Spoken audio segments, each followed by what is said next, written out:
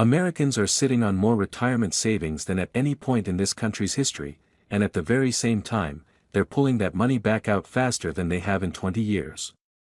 Both of those things are true. Both are happening in the same 12 months. Right now, somewhere, someone is looking at a record account balance on their phone with a withdrawal form open in the next tab, and their thumb is drifting toward the wrong one. My name is Yank, and I've spent more of my life than is reasonable reading spreadsheets that explain why hardworking people are still setting an alarm clock at 70. If you've ever dropped money into a retirement account and felt absolutely nothing happen, subscribe, because today we're fixing the order you do things in. Not the amount. The order. 3 people are walking through this with you. Marissa, 37, a dental hygienist in Reno. Derek, 44, who runs an HVAC crew outside Toledo. Priya, 29, a claims adjuster in Charlotte. Same kind of paycheck. 3 completely different leaks. One of them finishes this decade with almost nothing, and it isn't the one you'd expect. Let's start with the finish line, because almost nobody actually prices out what it costs to never work again. The standard rule of thumb is 25 times your annual spending, not your income, your spending. The Bureau of Labor Statistics puts average household spending at $78,535 a year, and that average is dragged up by high earners, so roughly half of all households spend meaningfully less than that. Still, take it at face value and 25 times it lands just under $2 million. That's the price tag in one number. Now here's where the country actually stands. Vanguard just released its 25th annual report, covering nearly 5 million workers, and the average 401k balance hit a record $167,970. Encouraging, until you look at the next column. The median person, the one standing dead center in the line, has $44,115.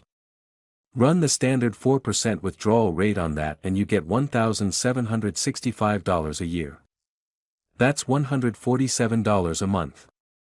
A tank of gas and a mid-sized grocery run. That's not a retirement. That's a Tuesday, and it doesn't even cover the electric bill. The gap between those two numbers isn't a story about who works hard and who doesn't. Marissa, Derek, and Priya all work hard. Marissa scrapes plaque off strangers' teeth 40 hours a week. Derek has spent plenty of August afternoons on a roof. Priya processes claims all day. The gap is about sequence.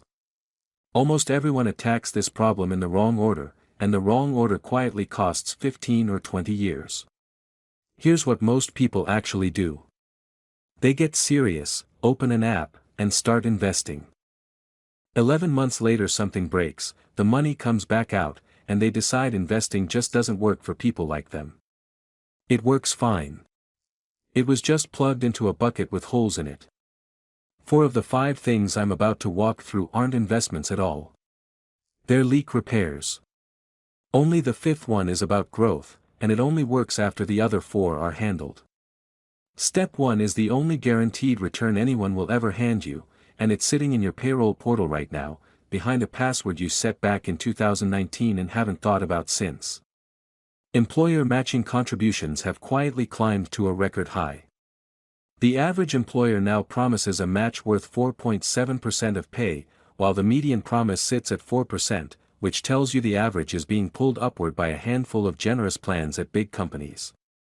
So check your own plan instead of assuming. The structure, though, is the same everywhere. Your employer has agreed to hand you extra cash for filling out paperwork. It's about the least American transaction ever invented, and most people walk straight past it because claiming it means finding a website, remembering a login, and typing a number into a box. Marissa makes $60,000 a year.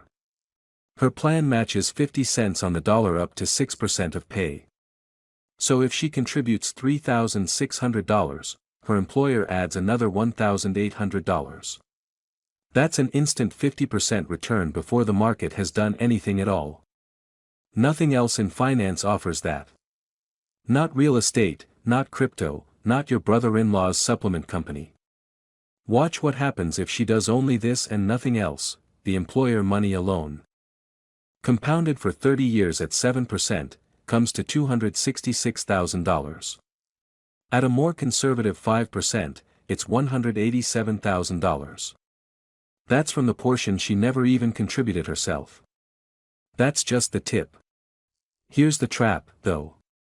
Automatic enrollment is now standard, and it has genuinely helped. Participation among eligible workers has hit a record 86%. But it enrolls you at a default contribution rate, and that default is usually below the full match. So you get the warm feeling of participating while leaving a chunk of your own compensation sitting on the table. The last time this was measured properly, about 1 in 4 workers were missing part of their match, at an average cost of $1,336 a year. That's not a savings mistake. That's a pay cut you volunteered for. One more wrinkle nobody mentions: some plans match per paycheck with no true-up. So if you front-load contributions and hit the annual cap in September, the match simply stops in October. Fewer than half of all plans protect you from that. Search your plan document for the phrase, true-up. 10-minute read, occasionally worth thousands. The second thing is the step everybody skips, and it's the only reason step 1 survives long-term. Buy yourself 90 days of being able to say no. It feels like the opposite of building wealth. It's just cash. It sits there. It does nothing exciting. And it's the single reason some people's investments survive to year 10 while other people's don't. Only 30% of Americans say they could cover a $1,000 emergency out of savings. Fewer than half have the liquidity to handle it at all, and a third would go into debt over it. Among people who do have a cushion, the median amount is $5,000, which is half of what the same survey found just a year earlier. So the cushion is thinning, and you can watch exactly where it's going. 6% of Vanguard's 401k participants took a hardship withdrawal last year. That's the highest share ever recorded, up from 4.8% the year before, and roughly triple the pre-pandemic rate. It's the 6th straight annual increase. The median withdrawal amount was $1,900. That $1,900 is really the whole video packed into one number. Here's what it actually costs: left alone for 30 years at 7% growth, that money becomes $14,463. Pulled out early, after the 10% penalty and ordinary income tax, the worker actually walks away with about $1,292. So the trade is roughly $14,000 in future dollars for $1,300 in present ones. That's about the worst exchange rate available anywhere in this country, and it doesn't even come with a pretzel on the way out.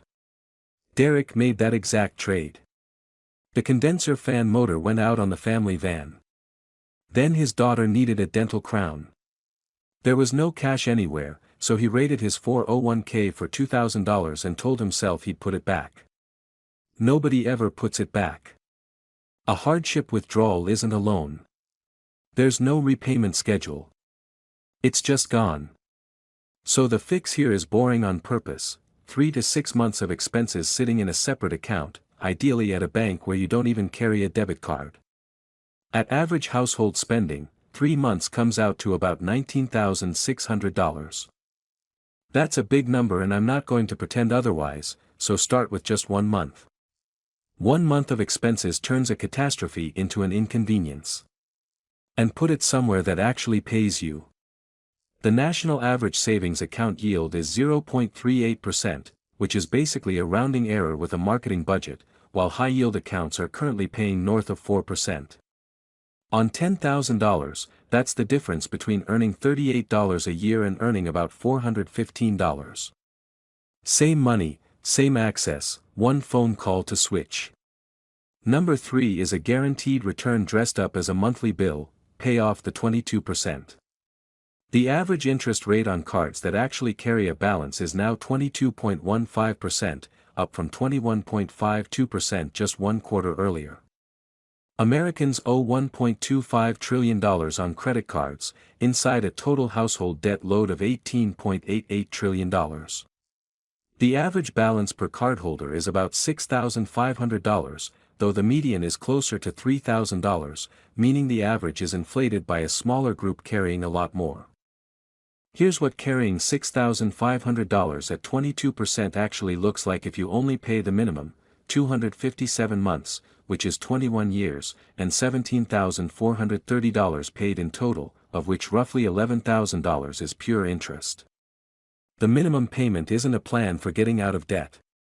It's the lender's business model, printed politely on your monthly statement.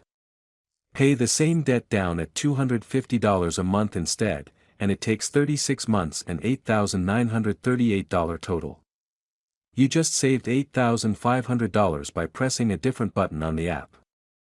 And here's the part that reframes everything: paying off a 22% card is a guaranteed, tax-free, zero volatility 22% return. Compare that to what the market is actually forecast to do.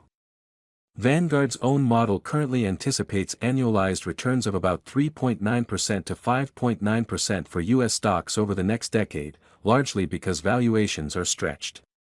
So you've got a guaranteed 22% sitting right next to a hopeful 5%. It isn't close. It isn't even in the same area code. Marissa carries no credit card balance at all, which is the deeply unglamorous reason her employer match actually gets to compound instead of quietly funding someone else's interest income.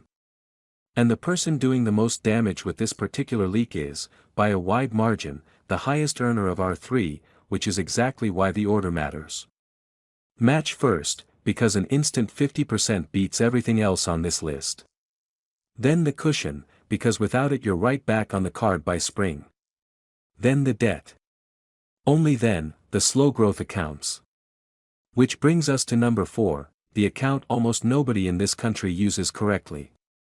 Everyone already knows about the 401k and the Roth, fine. For 2026, you can contribute $24,500 to a 401k. If you're 50 or older, you get another $8,000 on top of that as a catch-up.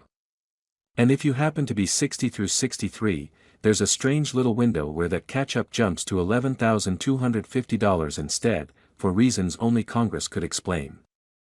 IRAs sit separately at a $7,500 limit, and maxing those out isn't really the assignment here. Only 14% of savers hit the maximum, and someone earning $50,000 would have to hand over half of every paycheck just to get there. That's not a plan. That's a hostage situation. The assignment is the order, not the ceiling. Which brings me to the health savings account, quietly the best account in the entire American tax code, and used correctly by almost nobody. Money goes in untaxed, grows untaxed, and comes out untaxed for medical expenses. 3 separate tax breaks. Nothing else in the tax code does that. If you contribute through payroll, you also dodge FICA taxes, so a $4,400 contribution saves you around $1,300 in tax in a single year at a typical bracket. Here's the state of things: Americans hold about $174 billion across 41.7 million health savings accounts. Roughly 4.2 million of those accounts, about 10%, have any of that money actually invested. The other 90% is just sitting in cash. It's a retirement account wearing a checking account costume, and you can see the cost of that confusion directly, because accounts that do invest average $24,252, nearly 10 times the average of the one sitting uninvested. Priya had one of these accounts for 4 years and never once logged in. Her employer, Braxton, opened it during onboarding, deposited $500, and she assumed it was some kind of insurance product. $4,400 a year invested for 30 years at 7% comes to $415,000. Tax-free going in, tax-free growing, tax-free coming back out. She was 4 clicks away from that and didn't even know the clicks existed. You do need a qualifying high-deductible health plan for this to apply, so it isn't for everyone, and if you're spending that money every year anyway, then it's really just a spending account, and that's fine too. But if your plan doesn't qualify, don't tune out here, because the same move exists for you in a different building. Your version of Step 4 is a Roth IRA, funded and then actually invested rather than left sitting in cash, which is the identical mistake wearing a different account number. If you can cover current medical bills out of pocket and just leave the account alone, it becomes the most efficient retirement vehicle you'll ever touch. By the way, I run a free community where I break down exactly this kind of thing step by step, with the actual spreadsheets, plus how I build income outside a paycheck in this economy. The link is below, and I'd genuinely like to see you in there. Okay, back to it. The fifth thing is the one that actually decides everything, because your savings rate is the only variable in this whole equation that ever really mattered. You buy your raises back. Here's the number I promised you at the start. As I'm recording this, the US personal savings rate sits at 2.6%, and it's been drifting downward all year. If you save 2.6% of your income and earn a reasonable 5% real return, the math says you reach 25 times your spending in roughly 80 years. 80. You'd need to start working as a toddler and retire posthumously. Now hold everything else constant and just move that one dial. At 10%, it's 52 years. At 15%, 43 years. At 20%, 37 years. At 30%, 28 years. At 50%, 17 years. Same market, same returns, same person. The only thing that changed is the fraction of your paycheck that never made it into your checking account. Priya was saving 6% when she started paying attention. She's at 14% now, and she didn't get a promotion, move cities, or start a side business to make that happen. She moved one dial twice and shaved roughly a decade off her own number. That's the entire game, and it's why invest more is useless advice on its own. Your return isn't under your control. Your income is only partly under your control. Your savings rate is almost entirely under your control, and it carries the most brutal leverage in the whole equation.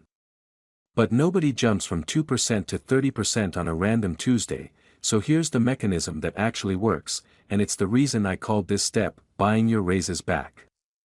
When you get a raise, your spending rises to meet it within about 2 months. Within 8 weeks, it's been fully absorbed by a slightly nicer grocery store and a subscription you don't remember signing up for. The money doesn't vanish, it just gets soaked up like a paper towel, except the spill is your retirement. So you intercept it before it lands. The moment a raise or bonus hits, you bump your contribution rate up by that same amount, that same day, before your lifestyle has time to file a claim on it. Watch what that does. 3% raise on a $60,000 salary is $1,800 a year. Banked and invested for 30 years at 7%, that single raise becomes $170,000. Now bank every raise for 30 years, 3% a year, without ever once cutting your current lifestyle, and you end up with $2.3 million. By the final year, you're saving $85,000 annually without having given up a single thing you had at the start. You bought your $2 million number using money you never got used to spending. That's exactly the trick Priya ran. Her last raise was 4%.